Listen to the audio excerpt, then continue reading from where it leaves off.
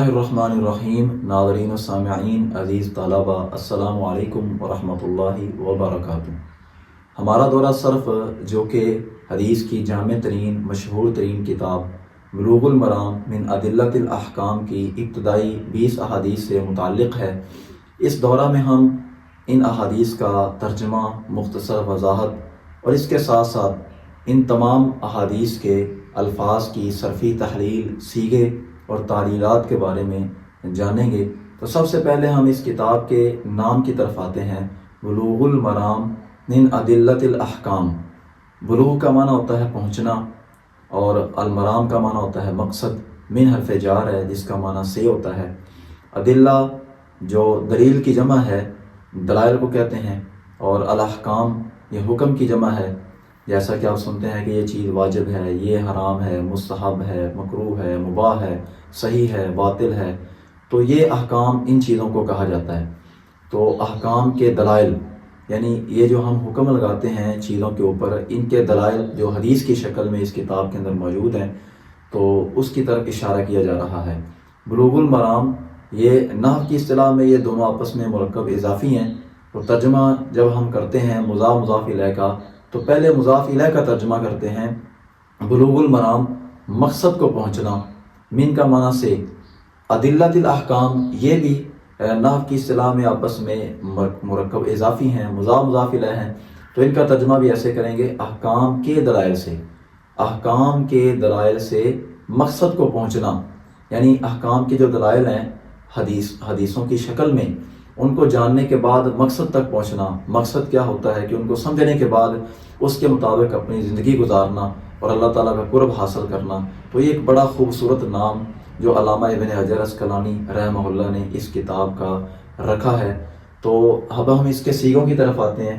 تو پہلا لفظ ہے بلوغ، جو کہ باب بالغ یبلغ، جو آپ نے باب ابواب الصرف میں ناصر ینصر پڑھا ہے، اس کے وزن کے اوپر ہے۔ بالغ یبلغ بلوغاً، ناصر ینصر نصراً۔ چونکہ یہ باب ثلاثی مجرد سے تعلق رکھتا ہے، تو ثلاثی مجرد کے جو مصادر ہوتے ہیں وہ سماعی ہوتے ہیں، قیاسی نہیں ہوتے۔ جس طرح ثلاثی مزید فی ہے، اس کے مصادر جو ہوتے ہیں وہ قیاسی ہوتے ہیں۔ افعال کا جو مصدر ہے وہ افعال کے وزن پر آئے گا، تفعیل، مفعلہ وغیرہ وغیرہ۔ لیکن جو ثلاثی مجرد کے ابواب ہوتے ہیں، ان کے جو مصادر ہیں وہ سماعی ہوتے ہیں۔ جیسے ان کو لغت عرب میں ہمیں بتایا گیا ہے کہ اس کو اس وزن پر لانا ہے، تو ہم اسی وزن پر ہی پڑھیں گے، اس کو سماعی کہا جاتا ہے۔ تو ناصر ینصر نصراً اور بالغ یبلغ بلوغاً، جس کا معنی ہوتا ہے پہنچنا، تو یہ مصدر ہے۔ آپ جانتے ہیں کہ مصدر ایسے اسم کو کہتے ہیں جو ایسے حدث یعنی وقوع فعل پر دلالت کرے جو زمانہ سے خالی ہو۔ تو مصدر جس کا معنی ہوتا ہے صادر ہونے کی جگہ، اس کا لغوی معنی ہے صادر ہونے کی جگہ۔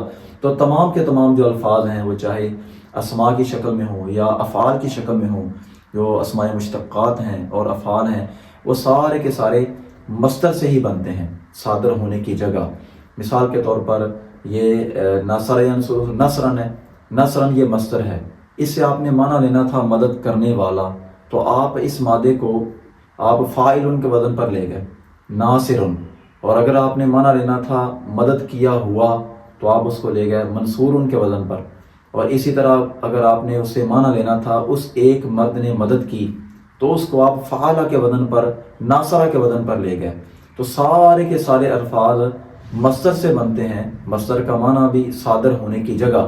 تو اسماء مشتقات اور افعال یہ اسی سے بنتے ہیں۔ تو دوسرا لفظ ہے اس میں المرام۔ یہ المرام یہ مصدر میمی ہے، ایسے مصدر کو کہا جاتا ہے جس کے شروع میں میم زائدہ ہو۔ یہ مفعول کے وزن پر بھی آتا ہے اور مفعول کے وزن پر بھی آتا ہے۔ زیادہ مفعول کے وزن پر آتا ہے، جس کی ڈیٹیل یہ صرف کی کتابوں کے اندر موجود ہے کہ مفعول کے وزن پر کب آئے گا اور مفعول کے وزن پر کب آئے گا۔ لیکن یہ بات یاد رہے کہ یہ جو باب ناصرہ ہے، اس سے مفعول کے وزن پر ہی آتا ہے، چونکہ المرام جو ہے یہ اس کا باب بھی ناصرہ ہے۔ راما یروم رومن و مرامن، یہ راما یروم، جس طرح آپ نے ابواب الصرف میں باب پڑھا، قال یقول قولا، یہ تقریباً ہر حدیث کے اندر اس کا کوئی نہ کوئی لفظ استعمال ہوتا ہے قال یقول کا۔ تو یہ قال یقول جو مشہور ترین باب ہے اجوف کا، باب ناصرہ قال یقول، تو اسی کے وزن پر ہے راما یروم رومن قالا یقول قولا، تو یہ اس باب سے مصدر میمی ہے، رومن مصدر ہے اور مرامن مصدر میمی ہے۔ اور اسی طرح اس میں تعلیل ہوئی ہے، یہ مفعول کے وزن پر، کیونکہ اس کا مادہ را و میم ہے، تو مفعول کے وزن پر مر و من بنے گا۔ تو ہم حل کرنے کے بعد اس کی تعلیل کرتے ہیں۔ تو آگے ہے من حرف جار۔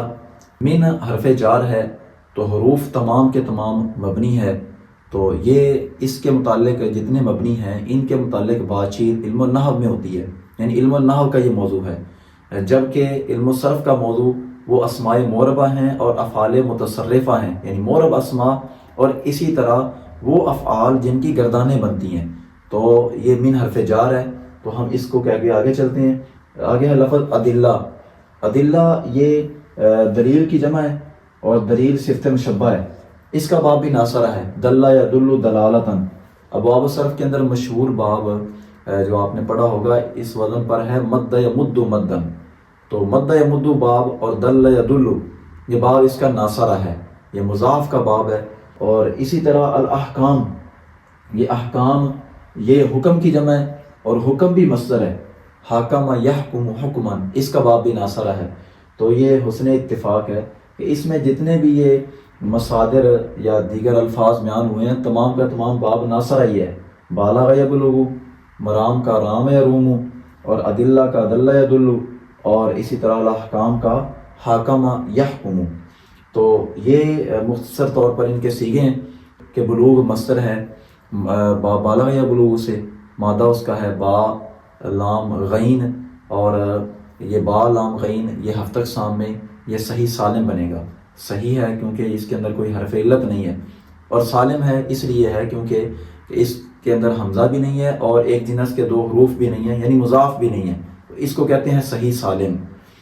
اچھا، اور اس کے بعد المرام، وہ رام یروم سے مصدر میمی ہے، تو اس کا مادہ را و میم ہے، تو درمیان میں واو آ گئی ہے، واو آ گئی ہے، تو جو واو ہے یہ حرف علت ہے، تو جب درمیان میں حرف علت آ جائے تو اس کو کہتے ہیں اجوف، تو یہ اجوف واوی ہے کیونکہ درمیان والا جو حرف ہے اس کا وہ واو ہے۔